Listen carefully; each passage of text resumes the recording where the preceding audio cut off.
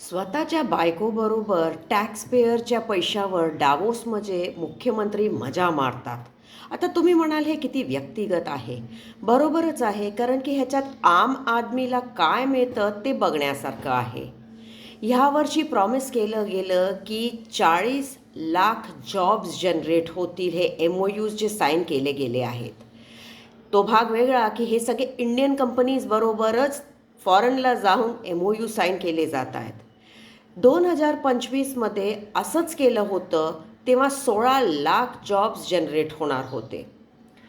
ह्याच्या पहिले CM शिंदे जेव्हा 2024मध्ये गेले होते, तेव्हा आकडा प्रॉमिस केला होता 6 लाख जॉब्सचा. म्हणजे आता 30 ते 40 लाख जॉब्स जनरेट करायची बोलणी करतात, पण खरं म्हणजे तर टॅक्सपेअरच्या पैशावरती मजाच मारली जाते असं वाटायला लागलं आहे. कारण की अनएम्प्लॉयमेंटची जी रेट आहे ती वाढतच चालली आहे. एम्प्लॉयमेंटचा एकही प्रोजेक्ट अजून आलेला नाही आहे. जर आला असता तर इतका मोठा त्याचा बोबाटा केला असता, पण असं नाही आहे.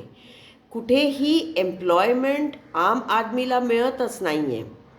तो आपला भांडतोय आपली जमीन वाचवायला. जे आपण बघतो आहे, वाढवण पोर्टमध्ये जे हल्ला कटला, किंवा जे ट्रायबल्स फाईट करतायत संजय गांधी नॅशनल पार्क मधनं त्यांना उद्ध्वस्त करतायत म्हणून, ही तर परिस्थिती आम आदमीची आहे. आणि मोठे मोठे MOUsची बखाण होत आहे, पण खरं म्हणजे तर जॉब्स माणसाला नाहीच आहेत, फक्त टॅक्सेस आहेत. आता येणार आहे बजेट सेशन, ज्याच्यामध्ये टॅक्सेस आणखीन वाढून येणार आहेत बरेचसे प्रोडक्ट्सवरती.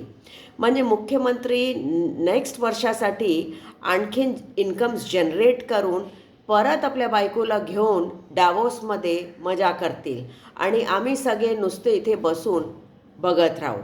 तुम्ही सांगा, तुम्हाला काय वाटतं, काय होणार आहे ते.